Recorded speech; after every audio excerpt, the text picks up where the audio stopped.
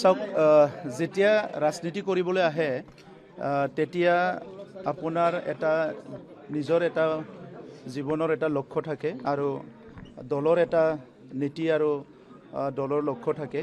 তো এবাৰ ৰাজনীতিত অহাৰ পিছত এই গোটেই সিদ্ধান্তটো ব্যক্তিগত নহয়, এইটো দলৰ সিদ্ধান্ত হয়।